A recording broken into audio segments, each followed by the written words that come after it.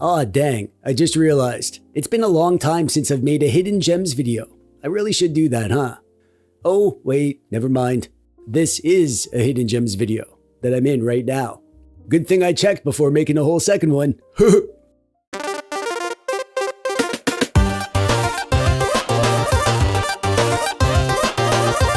Hey there, how's it going? I'm TechDweeb, welcome. Thanks for clicking on the video. Today we're heading over to the library of the Sega Genesis, and I'll be the first to admit that I am no expert when it comes to the Genesis, or Mega Drive, if you're not from where I'm from. Weirdo. I didn't have a Genesis growing up. I had a friend with one, but she didn't have many games. Mostly girly Disney stuff. Girls, am I right? These days though, I have all the Genesis games in my collection. I bought them. They all came on a handheld I bought once, so I'm pretty sure that makes it legal. I've played all the big classics, but I also love wandering through the library looking for games that I'd never heard of, hunting for weird stuff, hidden gems, games that make me go, oh, that looks like a good hidden gem. I should put it on my Sega Genesis Hidden Gems video. And one thing that I've noticed is that the Genesis library is surprisingly consistent. It might not have as many all-time legendary games as some of the other systems, but on average, Genesis games tend to have solid gameplay, impressive graphics, and are generally not complete disasters. Mostly. I have 7 games to share with you today. Why 7 and not 6 or 9 or 43? Well, because it's my video and I'll do what I want. I played and recorded all of these games on this, the Amberlic RG476H. This is my current main retro doodad. I use this to play most of my retro games, and I also use it to record gameplay for videos like this. I will link to where you can get one of these and my review in the thingy below if you want to get one for yourself or learn more about it. And here's the deal. I'm not going to interrupt the video by asking you to subscribe. I'm just going to ask once right now at the start, and I'll make you another deal. If you subscribe and you don't end up liking the video, I'll give you your money back. Can't argue with that value. Anyways, without further dilly-dallying, let's check out some lesser-known Sega Genesis games that are far more interesting than whatever productive adult thing I should be doing right now. This is the Misadventures of Flink. When I saw this game in my list, the name alone was enough to make me want to check it out. And I did, and I had fun. That's the origin story of how this game ended up in this video. The first thing that impressed me here is the art. The pixel work on display here is so dang good. Every screen is packed with detail, backgrounds especially. There's giant trees, weird creatures, colorful fantasy landscapes. The pixel artists who worked on this obviously poured their heart and soul into it. In the game, you play as Flink, a wizard apprentice wandering through a fantasy world trying to save the day. For some reason, I don't remember. The interesting part of the gameplay is the magic system. Throughout the game, you're going to collect ingredients and discover spell recipes. Different combinations create different spells, like offensive attacks or tools that help you reach new areas and solve little environmental puzzles. It's a neat idea that helps the game stand out from the bazillion other platformers of this era. Flink controls a little heavier than I expected. He has momentum, and some jumps feel like they require more precision than the controls always feel comfortable providing. And the difficulty can be pretty unforgiving at times, especially once the levels start getting more complicated and you have more systems to deal with. Still, I found myself wanting to keep playing, just to see what comes next. And there's just something charming about it. The world feels imaginative, and the spell system is smart, and the presentation is so ridiculously good. Maybe I'm just out of the loop, but I've never heard anyone talk about this game, which is kind of weird, because it's cool. This is Gain Ground, and I actually already reviewed this for the Sega Master System, and then a bunch of people told me the Genesis version was better, and yeah, they were right. I will admit that Gain Ground doesn't make a great first impression. The graphics are fine, but they're not exactly showing off what the Genesis can do. The screenshots don't look particularly exciting, I'll give it that. But don't let that fool you. The game is way better than it looks by the screenshots. The basic gameplay is simple. It's sort of like Gauntlet, but also kind of like a puzzle game. Each level is a single screen packed with enemies. You can either defeat everything or reach the exit. Along the way, you're going to rescue warriors who will join your roster. Before long, you'll have a whole squad of heroes to choose from, all with different strengths and weaknesses. Some shoot arrows, some throw spears, some have different attack types that seem useless until one highly specific situation suddenly turns them into the one person who can save the day. What I really like about Gain Ground, the thing that keeps me coming back, is that it is constantly forcing you to think, to change things up. It looks like a run and gun game, but it really isn't. If you charge forward like an action hero, you're probably gonna die. You gotta learn the level, the enemy patterns, choose the right character, and carefully work your way through each stage. It's also pretty hard. The kind of hard where you lose your favorite character and then realize your entire run might be doomed. I know save states exist, but honestly, I like the stress. It makes every victory feel earned. I ignored this game for a long time in my game list just because the screenshots looked boring. And I'm glad I finally gave it a go, but this is why I shouldn't be trusted to make important decisions, like choosing games, or deciding how much peanut butter constitutes a serving.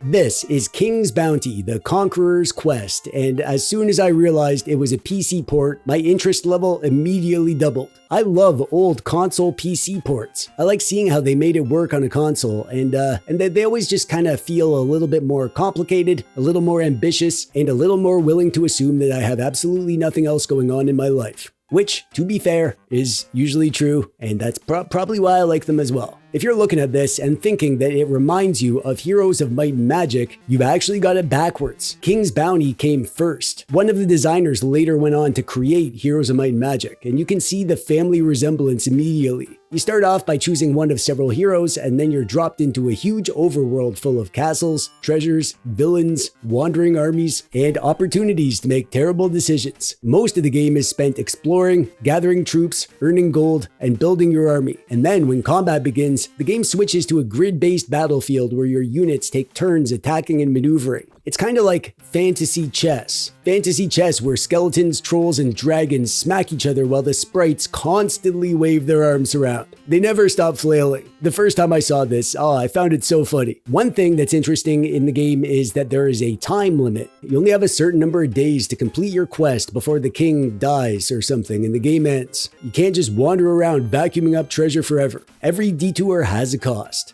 The game definitely shows its age. The graphics and the sound aren't exactly gonna melt your face off, but I was surprised at how much fun I had with it. It's strategic and addictive, but also historically important. It's kind of fun seeing the grandpa of Heroes of Might and Magic still putting up a good fight. This is Panorama Cotton. And right away, I have to admit something. Japan-only games are kinda cheating in Hidden Gems videos. They're low-hanging fruit. But you know what? I'm okay with that, because sometimes low-hanging fruit is the most delicious fruit. But I'm not here to bore you with my vast pomological knowledge. This was originally released only in Japan for the Mega Drive, although these days it's you can actually play this in the modern re-releases on Switch or whatever. Or you can do the fan translation patch on the Sega Genesis version. That's what I did. And honestly, I genuinely think this is one of the coolest technical showcases on the Genesis. So you play as a little witch named Cotton, flying around on a broomstick, blasting monsters and collecting power-ups. The gameplay is basically, like Space Harrier with anime nonsense poured all over it. And I say that with love. The whole game is a pseudo 3D rail shooter. You're flying into the screen through colorful fantasy worlds while enemies come at you from every which way. The Genesis manages to pull off some seriously impressive effects here. The frame rate isn't the best, but it's totally playable and it looks freaking incredible. As you can see, half the time I wasn't even paying attention to the gameplay because I was too busy wondering how the heck the Genesis was doing all this. Witchcraft, probably. The whole thing has this weird dreamlike energy that makes it feel different from most of the rest of this stuff on the Genesis. Every stage throws some new nonsense at you. A lot of impressive Genesis games are impressive for about 10 minutes. Panorama Cotton is impressive for 10 minutes, and then after that, it's still fun as heck. And we all know how fun heck is.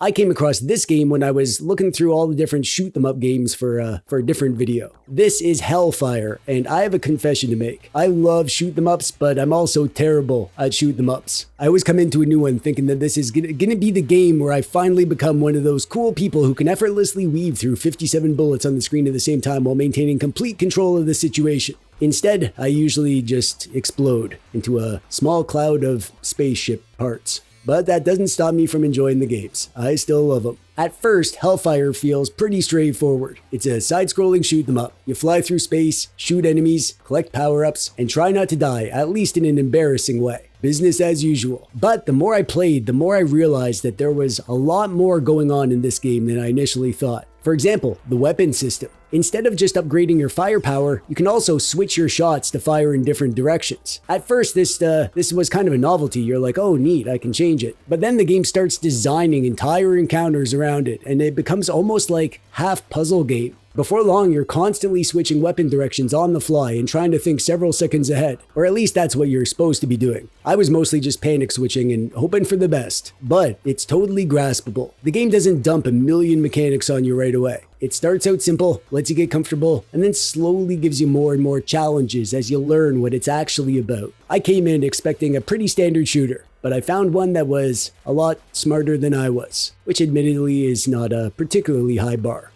Here's another shooting game, but this one is very different. This is Sub-Terrania, and this game was made specifically for a very particular type of weird person. Me.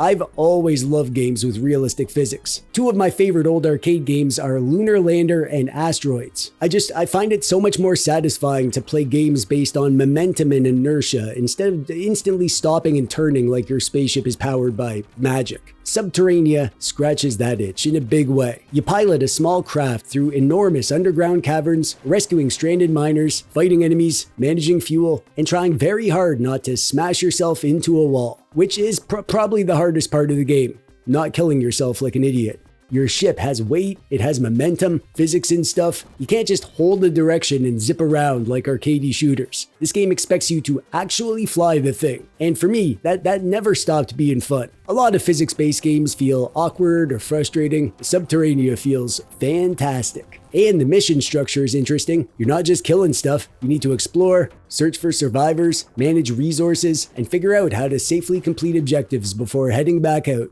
Alive, hopefully. I really like the graphics too. This one reminds me more of like an old DOS PC game or an Amiga game or something. Most Genesis shooters are about, overwhelming firepower and lightning fast reflexes. This one is about control. You need to reach into a whole different part of your brain to play this one. Not literally. That would be completely unreasonable for a video game to require just to play it. And I think this one might be a cheat again, a little bit, because this isn't actually a dusty old Genesis game. It's a modern game. But the video is about Genesis hidden gems, and until a week ago, I had no idea this existed, so I think this is allowed. It's my video. I make the rules. Besides, if you're making a list of awesome Genesis games and you deliberately leave out one of the coolest Genesis games ever made just because it came out recently, that seems kinda silly. Demons of Asteborg is a modern indie game built specifically for the Genesis. And honestly, if someone told me this was like a lost late-era commercial release from the 90s, I'd probably believe them. You play as a knight battling demons through a mix of action platforming, exploration, upgrades, secrets, and boss fights. It's pretty standard on paper, but what really impressed me is the spectacle. This game looks incredible. The pixel art is gorgeous, the animation is snappy and fluid and fun with lots of detail. The art is so good. This is good for an indie game, but on the Genesis, it's like as good as it has ever been. The environments are varied, the effects work is fantastic, and the soundtrack is full of bangers. Every part of the game feels like it was made by people who genuinely loved the Genesis and wanted to squeeze every last drop out of the hardware. And yeah, they did it. This game uses huge sprites, lots of animation, impressive visual effects, and a level of polish that it's kind of impossible to conceive of for a Sega Genesis game. Half the time I was playing this, I found myself wondering how much of this a real Sega Genesis could actually do. Apparently all of it, which is so impressive. The Genesis has been sitting around for decades waiting for someone to push it this hard. So there you go, 7 lesser known Genesis games that I think are worth checking out. I hope at least a few of these are new to you, because honestly, that's one of my favorite things about retro gaming. There are so many games out there, and no matter how many games you've played, no matter how many years you've been collecting or emulating or hoarding ROMs, there's always something new to surprise you. Little treasures hiding in plain sight. In your ROM set, I mean. That is so fun for me. Way funner than like having friends and leaving the house. But now I need to know from you. If you know of any awesome, sneaky, lesser known Genesis games that I need to check out, please let me know in the comments. I mean, there's gotta be tons. There's over 700 Genesis games in North America alone. I'm still here trying to play catch up. So help me out. Give me suggestions for future videos like this, would ya? You will? Awesome. Anyways, that'll do it for me for today. I'm TechDweeb. Thanks for watching. Bye-bye.